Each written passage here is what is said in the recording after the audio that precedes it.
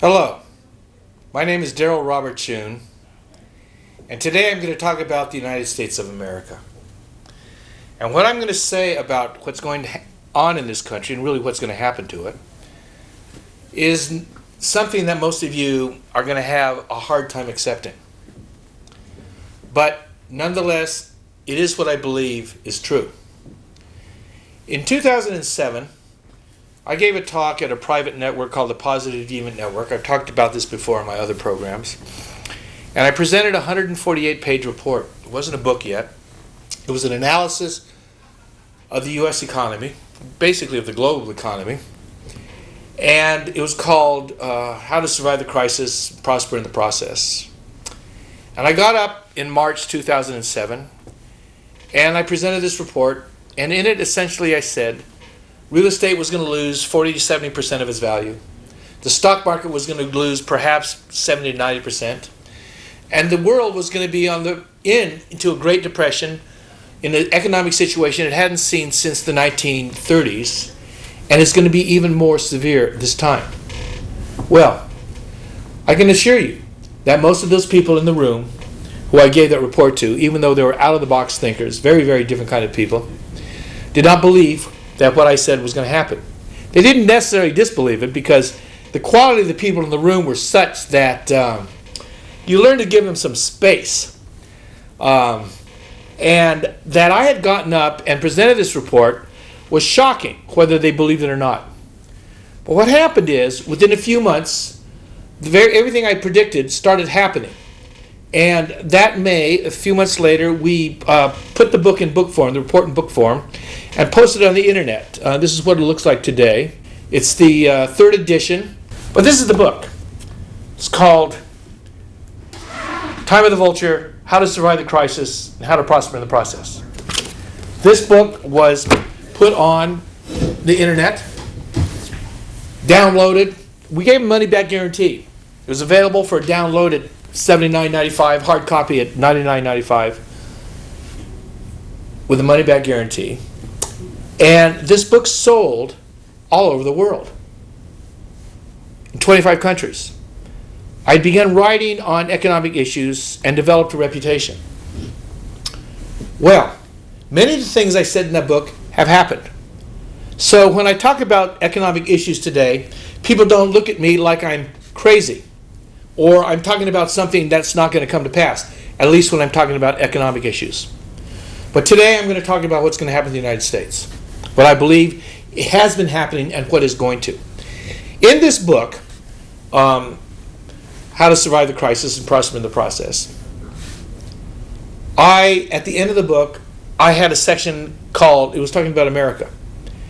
And in it I had something called America 1.0, version 1.0, and version 2.0. And in this talk today, and it may probably go into the next show too, I've altered it a bit. Because now I'm going to talk about version 1.0, 1.2, no, 1.1, 1.2, and 1.3, really, or 1.0, 1.2, and 1.3. It doesn't matter. 3 different versions. And the original version I'm going to talk about is when this country came into being in 1776. Because I think what you have to do to really understand the United States and what's going to happen to it, you have to understand what the United States was, is, and is going to be. The United States is no more static than your life is static. You are not the person you were when you were 5 years old. And you're not the person you were when you were 10, 15, 20, 25, 30, 35, 40, as far up as you can. You're constantly changing. Some of you resist the change. Some of you embrace it. But whether you do one or the other, you are not that person that you used to be. And so it is with our collective consciousness. So it is with this great nation of ours, which is very, very different than the nation at which it was born. What I want to talk about the United States of America is, why did this country have such an impact on the world? Why has the United States taken center stage in a way that no other country has before or since? Americans may believe that they're special, that they're somehow better, smarter, harder working. They may have told themselves that. Their leaders may have told themselves that. But the truth of the matter is, all of us on this planet come from the same place, the same origins. We have different religions, different churches, different nationalities, different virtues, different vices. But let me assure you, Americans aren't better nor different in a fundamental way than other people on this planet. But that is not to say the United States of America does not have a unique past and perhaps a unique future. This country was very, very different than any other country that preceded it, any other nation. Before the United States of America was formed, basically nations or countries were run by kings or queens, royalty, people who held power by virtue of lineage. They may have claimed that this came from God. That gave their lineage a little more oomph, you know. I mean, when they put people to death or took their wives or took their property, the fact that he could say somehow that they were governing by the grace of God gave them a little more oomph to do it. But the truth of the matter was, it wasn't whether or not they ruled by the grace of God, with the support of God. It was because they had armies, because they had military, and they were able to enforce their will over the rest of the people. Before the United States of America came into being, all power was vested in the central authority. Could have been a king, tribal leader. They could have been benevolent, or they could have been tyrannical. And this is true whether or not it was a tribe. This is true whether or not it was a kingdom. And this changed because as the person who occupied the position of power changed, so too with the kingdom. If you had a beneficent ruler, people were happy. If you had a tyrannical ruler that took advantage of everybody, people were less so. But when the United States of America came, it was a very, very different thing altogether. And that is why it made such an impression in this world then and still does today. The context of the birth of the United States of America in the 18th century happened in relationship to England. There was America, it wasn't the USA, they were colonies of the crown. All right? So the King of England ruled, they were one of his many colonies. And so really what had happened during that time was very interesting. Most people don't understand the role of money in the last 300 years. But the reason why, one of the very critical reasons why England grew from a very small island nation, the truth is, the island didn't get any bigger in the last 300 years. But the truth is, England's power grew enormously. Now, why? It's true that the Industrial Revolution happened on its shores. There are a number of reasons for England becoming the greatest empire since Rome. But the truth of the matter is that it's because it had credit. It had to cut a deal with the bankers. And the King of England could go to war on credit. No other king or queen or country could do so. He was extended credit by the bankers who he had given in exchange for this unlimited credit to wage war, as long as he paid it back. He'd given them the right to print debt-based money. Before the King of England had done so, all the money in the world was savings-based. It had positive value. It had positive value. You would give up your labor, your services, or something, or your goods in return for something that passed as money because it had positive value. All right? This had positive value. When the Bank of England came into power, it all changed. The piece of paper they gave you didn't have positive value. It was backed by something of value. It was backed by allegedly gold and silver, and it certainly wasn't 100% backed. It was backed just enough to get by with you believing that it was all backed by gold and silver, that it was good as gold and silver. But that piece of paper that the Bank of England gave as money was a loan. Every piece of paper in the world now is a form of a loan. It came from a loan from a central bank. This was a very, very powerful device. For the bankers, it gave them unlimited wealth. And for England, first, it gave them unlimited power. Why? Because the King of England could raise armies and navies on credit based on the loans he was getting from the central bank that he gave permission to issue this money that nobody had ever seen before. And as long as England's army and navy kept winning, the king was able to pay his loans back. All right? That's England. Now, one of their colonies, as they were expanding, was the United States of America. And over here, they, a long way away from England, all right, they had their own little thing going. The little country, people come over here, and most of the people who came to the United States were poor. All right? A few came over here because they had money, they could buy big chunks of land, but most people who had anything wanted to stay home. So the people who formed America were mainly the poor people who wanted opportunity. There was another group of people, I'm going to talk about them later, who came also. They came allegedly, and they've sold the story, that they came because of religious freedom, that they weren't allowed to practice their freedom of religion at home. Let me tell you, that story is as fraudulent as anything that has been laid on America. Those people came here who said they came because of seeking religious freedom were called the Puritans. All right? If you look at history and you look at who these people were and the countries they came from, they were chased out of those countries. But they were chased out of their countries because they were so intolerant. They were so pious and they were so judgmental towards their neighbors that people couldn't stand them.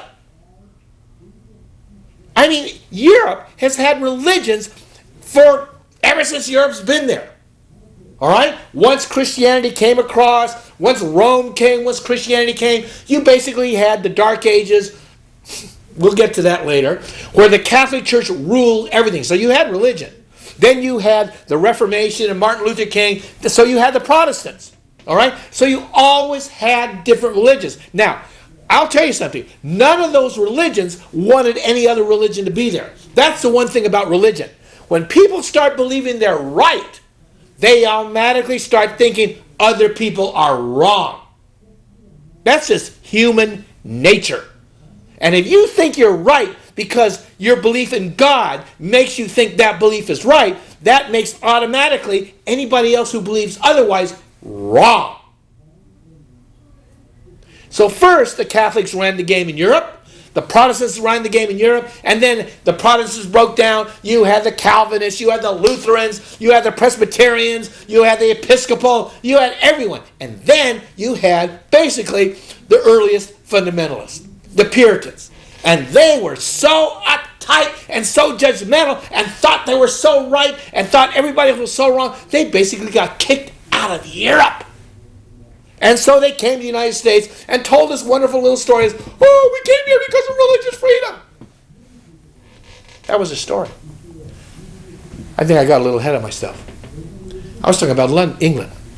England and its control with money. Well, what happened is the United States the American colonies were a long way away from England. They had all this land. They were free because they were a long way away from Daddy. They were a long way away from that hold of the English law. All right? So the yoke of English control was a whole lot looser with a trip that took at least a month to get across.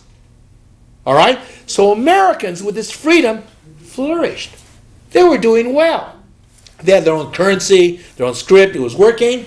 And then the English sent some people over to check on things, how were in the colonies. And it was Benjamin Franklin that sort of screwed things up. And he did it inadvertently. He didn't mean to screw it up, but he was rather proud of what was going on in America. So he was showing this English lord around, blah, blah, blah, and he showing him how, and everybody was prosperous.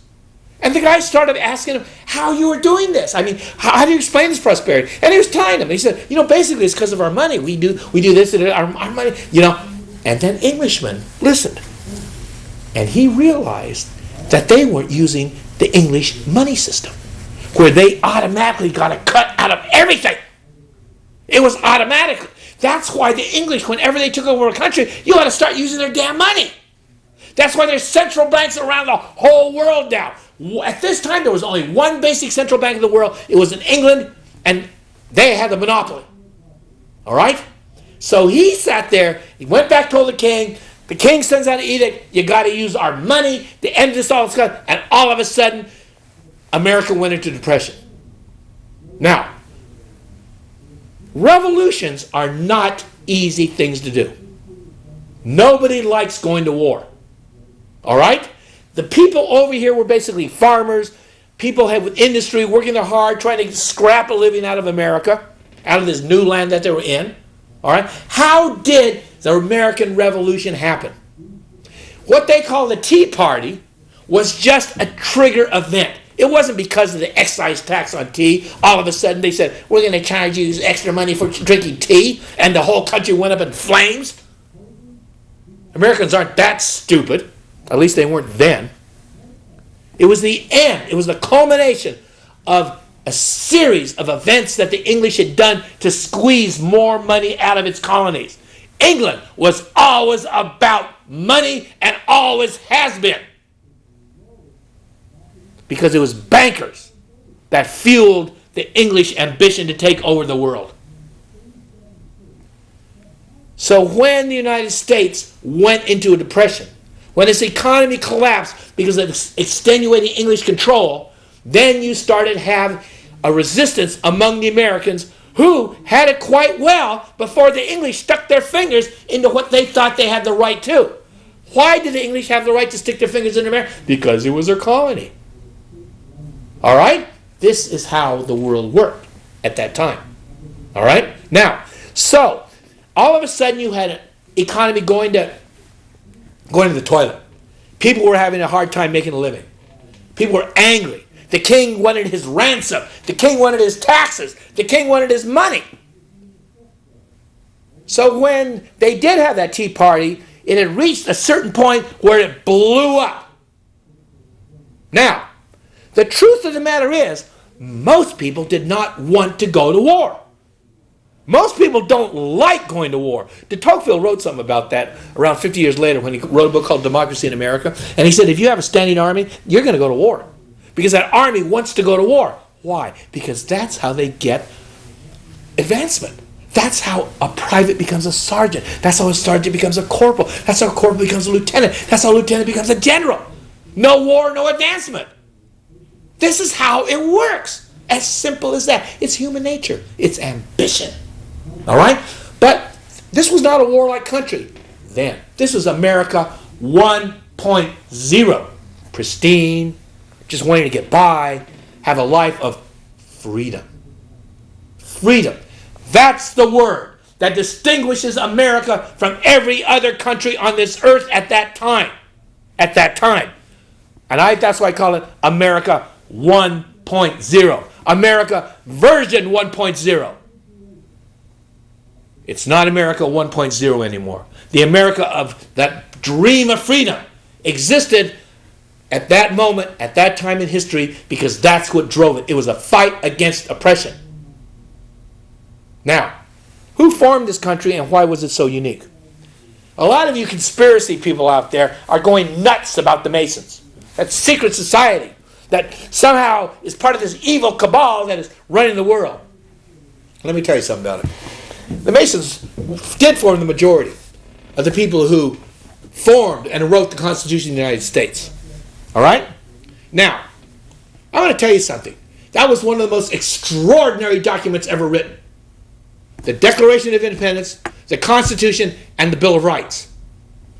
And at the base of those three documents was the flame of human freedom. All right? Now, who were these people? Who are the Masons? And what were they doing writing a constitution of such extraordinary foresight, that the world, it was a gift. It was a breath of fresh air into a world of just tyranny, unlimited tyranny, where the rich walked around powdering their hair, having great parties, and everybody else was just digging in the dirt to get by. And along comes this new country with a constitution that was basically written by these Masons, a secret society. Well, secret. Why were they secret? What did they have to hide? What were they hiding? Well, the Masonic order came up during what is called the Dark Ages. Here we're back to religion again. And I want to make a distinction. There's a distinction between religion and God. There is a distinction between religion and spirituality. Religion can hold God. Religion can hold spirituality, but it may not. Religion can embody more of human ambition than of the Spirit of God. And it has done so in its long history on this planet, no matter what religion it seems to be. And that's not because of God. That's because of humanity. Well, here it was, the Dark Ages. What are the Dark Ages? The Dark Ages got that name because the Catholic Church was running things. The Catholic Church controlled everything. It controlled what you believed, what you didn't believe, what you could talk about, and what you couldn't talk about, what you could do, and what you couldn't do. Now, for those who are seeking a return to a world of where a church runs things, maybe you have a better view of what's going to happen because it's going to be your church you think that's going to run things. Well, it's called the Dark Ages for a reason. It was indeed dark. And in the middle of the Dark Ages, the Masonic order grew. Now, the Catholic Church, which formed the context of the times in which the Masons came into being, said this: there is God. We're his agent here on earth. You want to see God? That's us. Call me father, call me priest. I'm the guy. And if I'm not the guy in your town, there is a guy. Our organization runs God's deal. So if you want to go to God, you go through us. All right? That's how the Catholics ran things. And the Masons said no. The Masons' roots were in the esoteric traditions of the Kabbalah, the spiritual side of Judaism, which the Orthodox Jews disavow, just as much as Orthodox Christians disavow the esoteric aspects of Christianity. And the Masons said, no man stands between you and God, between any person and God. The light is in each and every one of us, and each of us is a Mason. That's why they call themselves Masons. We're building the temple within us. Now, you didn't do this in the Dark Ages out loud. You'd get in a whole lot of trouble. And so they didn't. They had a secret society. But basically, the Masons, they absolutely believed in God. They believed every man, every person was building that path within themselves, and they kept out of the mainstream because the mainstream was run by people other than themselves. Now, they didn't say you couldn't be a Catholic. They didn't say you couldn't be a Lutheran. They didn't say you couldn't be any of these things. The Masons just were composed of all these different people in different religions who believed this, but they had to be secret so they wouldn't get in trouble with the society at large that didn't like the way they thought. This is how it started, America 1.0. In the next program, I'm going to talk about what happened to this great dream, because it's a whole lot different today than the way it started. And in my previous program, I was talking about America, its genesis, what made it such a unique country. And I called it the original United States of America, the formation of this country, America 1.0. And what made it different? And what made it different was really its idea of freedom. This was an idea that was, let me tell you something, folks. Freedom is not looked upon well by government. They may talk about freedom, and they do on the 4th of July. They may talk about that we're going around the world spreading freedom. But the truth of the matter is government's all about power. Always has been and always will be. What made America 1.0 very different was that the people who started this country, they drew a circle around it. They said no longer could government do this. No longer, the United States would not do this. The United States would not put people on trial again. The United States would allow habeas corpus. In other words, produce the body. Why? Because before the United States of America, you could arrest somebody and make them disappear for years. The United States had freedom of speech. Why? Because before the United States of America, the governments could throw anybody in jail for saying what they wanted to say. These were not free and inalienable rights before the United States of America came into being. These rights were encoded in the Constitution of the United States and the Bill of Rights by people who fought against the reigning world power, England. Because they were under the choke of English tyranny. Now, the English didn't see their rule as tyranny. Tyrants never do. They thought we're just out there, getting what's ours with our armies and our navies, running over other countries, making them use their money. And the truth of the matter is, the English money system was a way for them to basically suck the goods of the world back to England. That's why they had so many manors. That's why they had so much wealth. They didn't do this to put everyone on the same page and give them the Magna Carta and the Bill of Rights. The English put their empire out there for one reason only: money and power. And it was driven by the bankers' profits. The United States grew up, revolted against England, against all odds. The most powerful country in the world at this time was England. And this revolution happened at all odds. Why? Because ultimately, the American Revolution was formed by people who wanted freedom so bad, they were willing to risk their lives and fight the most powerful country in the world, and they won. That was America 1.0. That isn't the America of today. Don't get yourselves mixed up with that, because that's part of your history.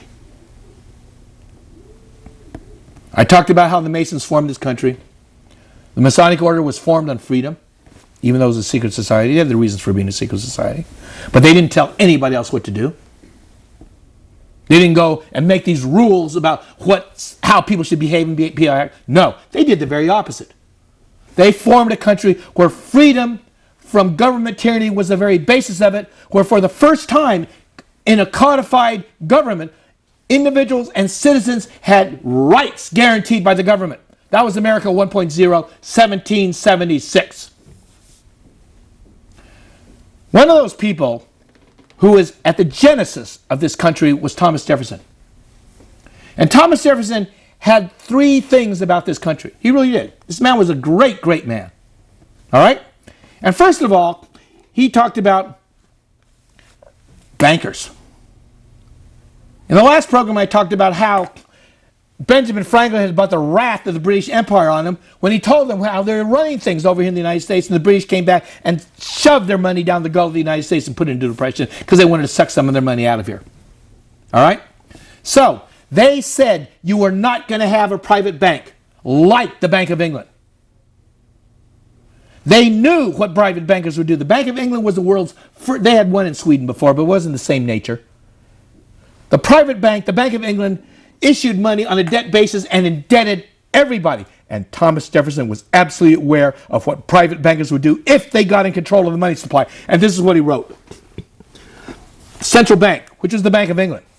The central bank is an institution of the most deadly hostility, existing against the principles and form of our Constitution. I am an enemy to all banks discounting bills or notes for anything but coin. In other words, for anything but real money, silver coin, silver or gold coins, not more bills of discount, paper, paper, paper. If the American people allow private banks to control the issuance of their currency, first by inflation, then by deflation, the banks and corporations that grow up around them will deprive the people of all their property until their children wake up homeless on the continent their fathers conquered. This is what Thomas Jefferson said about private bankers. That's why in America 1.0, there was no central bank, because the founding fathers were dead set against it. There was also no standing army.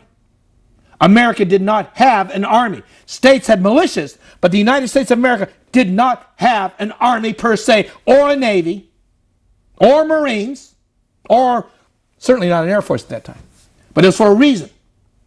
And Thomas Jefferson said this: "Nor is it conceived needful or safe that a standing army should be kept up in a time of peace." Thomas Jefferson believed that the United States' freedoms and security would be just as threatened by the establishment of a standing army as it would be by the existence of private bankers. And he was upset that they didn't write that into the Constitution. But you know what? They wrote in the Constitution things about taxes that would make today's income tax unconstitutional. In the Constitution, they described what a dollar was in terms of silver. They've tossed it aside. It didn't matter what they would have written, those great men in that extraordinary time. Because what America was going to become, America not version 1.0, but what I call America version 1.2, or 1.1, the next version, which is our version today, is a far cry from the dreams of our founding fathers. We have the largest standing army in the world. 50% of the world's military budget is spent by the United States of America. A country based on law and justice and opportunity. The United States of America in version 1.2 has now become the world's largest jailer. We have the highest percentage of citizenry behind bars, exceeding that of Russia, China, Iran, and all those other countries you would call police states. Under the last administration, we have justified and codified torture. There is in the courts of the United States today a thing called NDAA, which gives the governments the right to hold any person, any citizen, without charges as long as they want. That's called an unlawful detainer. The rights that were granted American citizens in 1.0, the rights that were codified in the Constitution of the United States, in America 1.0 do not exist in the America that we have today. And even the separation of church and state, which I described before, is being challenged. There's some minister getting there threatening, just egging on the IRS to come and arrest him because he's taking political stands. Egging him on, egging him on. Because if they arrested him, it would mean that somehow the United States government is against God. Let me assure you, government, as conceived by the founding fathers, was never against God. It was against what humanity does with God, using God to oppress others and force others to do exactly as what that little man or woman thinks that God has told them to make other people do. I want to read you a quote by Thomas Jefferson, what he said about religion. In every country and in every age, the priest has been hostile to liberty.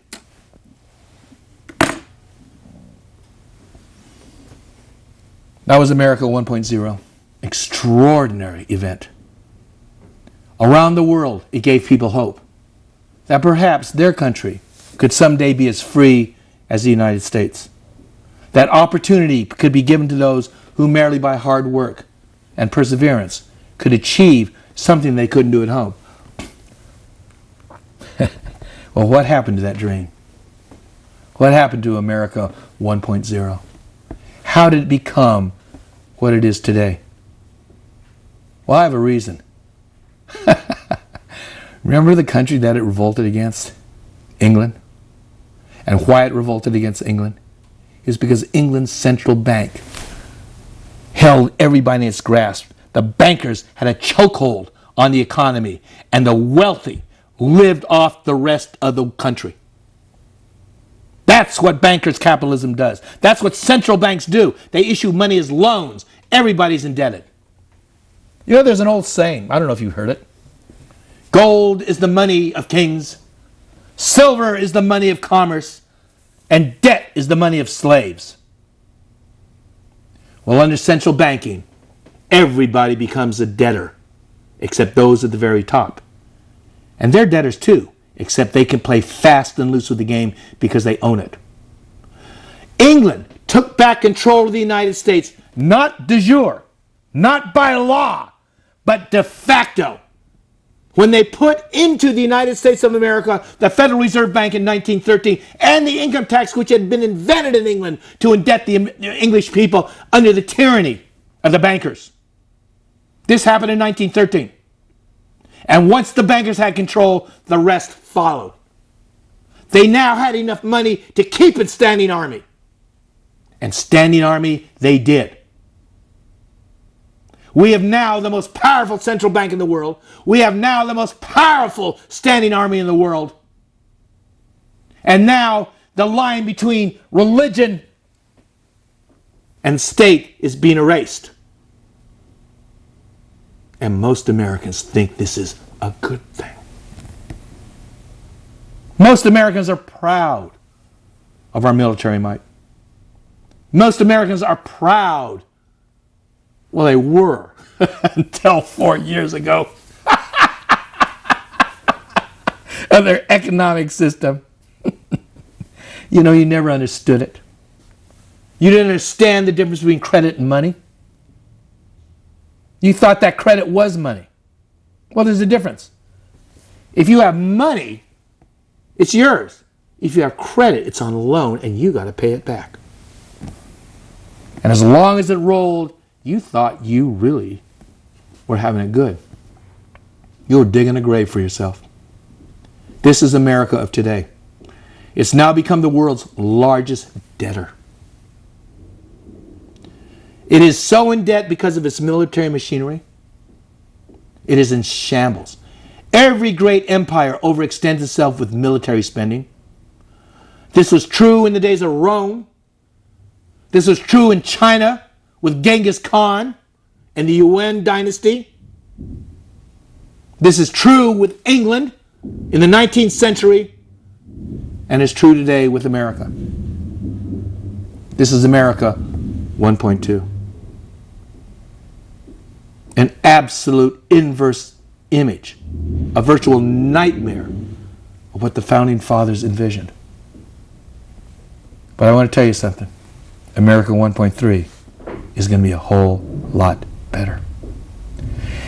And I know most people don't understand this, and most people don't believe me, and most people don't share this vision. Most people never shared, never believed what I talked about for years, that the United States was going to go through a horrific economic collapse. And I want to tell you, that collapse isn't over. It's still in motion. I talked about it in 2007. It's entering another phase. A far more dangerous phase. We haven't fixed anything. What we've done is we delayed the inevitable. We have delayed the day of reckoning. We have held back what would have happened in 2008 if we had done nothing. But what the bankers did and what governments did, because there's very little difference between the two. Bankers and government are like this. And I don't care if you're on the Democratic side. Well, I do. There is a difference. But they're so corrupt. The bankers want profits. The politicians want power. And that's the ultimate Faustian pact that they've cut between themselves. That has led us to this cliff that we're about to go off. And we're sliding there closer and closer as each second goes by. But I want to tell you something. Most of you are just afraid of what it's going to be like. Most of you only see the loss of what you have. I want to tell you something. It's going to be a whole lot better once it's over. Once this abomination called central banking Once what you thought was your dream of a credit-based prosperity passes from the scene, it's going to get a whole lot better for America. It's my belief that America 1.3 is going to be a lot closer to America 1.0 than America 1.2 was. Fueled by the British credit system, the United States of America became a virtual carbon copy of Britain. The bankers moved over here. The Federal Reserve is a carbon copy of the Bank of England. It's also owned by private banks. We don't know who they are. You go up to their website, it looks like they're owned by your little local community bank. Let me assure you it isn't. Let me assure you it isn't. They got a bill in there to audit the Fed. I got a better idea. Why don't we find out who owns the damn thing? Why don't we find out who owns the choke chain around her neck? Because this was how the British re-exerted control over its lost colonies. They didn't do it de jure, by law. They did it de facto, just by pure existence. Once they put in the Federal Reserve, you had the money to have a standing army, anathema number 2, and now the United States became basically a carbon copy of England. You wonder why we're in Afghanistan? What the heck are we doing in Afghanistan? It's a long way away. I mean, Afghanistan was a country we used to read about in National Geographic. You know? I mean, remember that girl with those gorgeous green eyes? Stunning! But that's what Afghanistan was. Way over there, doing stuff. Why are we over there? Well, remember that Rudyard Kipling poem, Charge of the Light Brigade? The stupid damn fools, the British, down the Khyber Pass, and all of a sudden they're blasted out to the, by who? Well, the same Pashtun tribesmen that are shooting at them today.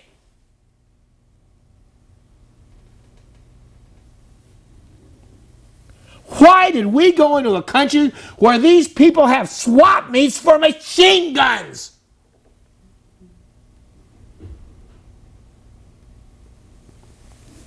The Afghanis are the most independent, fierce people on the face of the earth.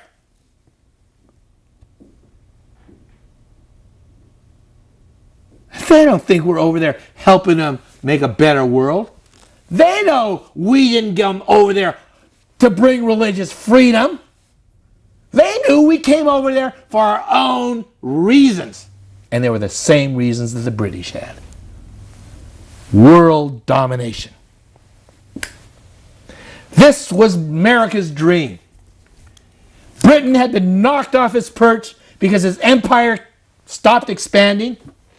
And let me tell you something about bankers-based economies. They have to keep expanding. Next time you hear about an economist talk about growth, I want you to understand something. The reason why economies need to grow in capitalist societies, they got to pay off the damn compounding debts that are constantly compounding. And if the economy slows, those debts can't get paid off. And if they contract, it's even worse. And that's where we are today. Every major economic zone in the world is now slowing and contracting. This is why the game's over. This is why your world's going to change. The difference is, it's going to change for the better. And I absolutely mean that. I absolutely mean that with the bottom of my heart. The world that's going to succeed this abomination that I know you're quite attached to. It's giving you all sorts of things. iPhones, iPods, you know, the ability to travel. Amazing things that happen. But it's done with a choke chain of debt around your neck. It's not by accident. I just read where the 93% of new income has gone to the 1%. Do you think this is by mistake? Do you think this is because they work harder? The system is designed to do it. The British system of banking advantages those at the top. It's doing what it was always designed to do. As long as the game kept expanding, it worked. And it worked for some better than the others. But it worked for the majority.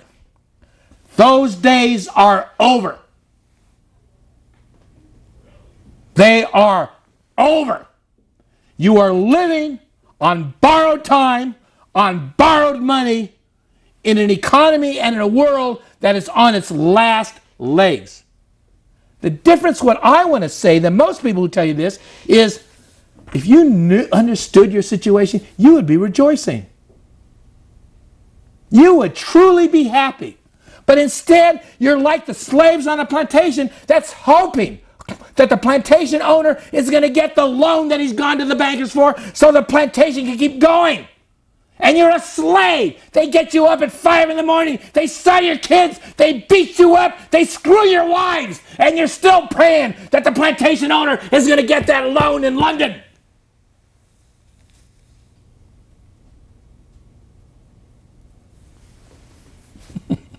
You know what? He ain't going to get that loan. And when he doesn't get that loan, the plantation is going to come unraveled. And the goons that run the plantation for the plantation owner are not going to be happy either. And the plantation is going to fall apart. And then the people who have actually worked the land are going to still work the land, but they'll do it for themselves. They'll do it for each other. A better world is going to rise out of the slavery and debt plantation that we have today. We all have those little pieces of plastic in our pockets. That's what today is. Everybody on the planet has it. In what we call advanced societies. China is the latest to the table. They may be the thing that takes us over the edge. When they crash, and they will, they have a property bubble that makes our property bubble look exactly what it was. A huge property bubble. Well, the Chinese property bubble is even bigger compared for China's GDP. And it's only slowing down right now. It hasn't popped. When it pops, it's going to do to the world what the popping of the U.S. property bubble did in 2008. Except this time, we're already on our last legs. Economies are already in ICU. Central banks everywhere are printing money in a last-ditch attempt to keep the system functioning.